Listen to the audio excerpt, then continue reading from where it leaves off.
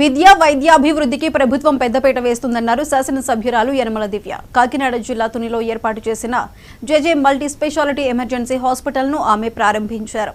జేజే hospital ద్వారా పేద ప్రజలకు తక్కువ ధరకే మంచి వైద్య సదుపాయాలు అందాలని ఆమె ఆకాంక్షించారు. మాజీ ఎమ్మెల్యే రాజా అశోక్ బాబు, పార్టీ సీనియర్ నాయకులు యనమల రాజేష్ తదితరులు పాల్గొన్నారు. ప్రదీప్ గారికి అలాగే ముందుగా జేజే హాస్పిటల్ స్థాపించిన డాక్టర్ ప్రదీప్ గారికి అలాగే వాళ్ళ మిస్సెస్కి నా బెస్ట్ విషెస్ కన్వే చేస్తున్నాను. తప్పకుండా వారి మా తుని నియోజకవర్గానికి తప్పకుండా ఉపయోగపడతాయని ఆశిస్తున్నాను. అలాగే వారికి నా రిక్వెస్ట్ ఏంటంటే డేలో కొంతమంది పేద ప్రజలకైనా వాళ్ళు ఉచిత వైద్యం అందిస్తారని ఆశిస్తున్నాను. తుని ఎమ్మెల్యేగా తుని నియోజకవర్గం ఎమ్మెల్యేగా నేను 3 పనుల మీద ఎక్కువ దృష్టి సాధిస్తున్నాను.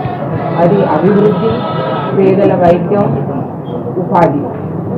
చూస్తున్నారు త్వరలో నర్సింగ్ కాలేజ్ కూడా శాంక్షన్ రాబోతుంది. దానివల్ల ఎంతో ఆడపిల్లలకి ఎంతో మందికి ఉపాధి కల్పిస్తున్నారు కూడా. అలాగే రాబోయే రోజుల్లో కూడా రోడ్లు అని డెవలప్మెంట్ ప్రోగ్రామ్ మెయిన్ ప్రయారిటీ వచ్చేసి తుని నియోజకవర్గం డెవలప్మెంటే నా ప్రయారిటీ.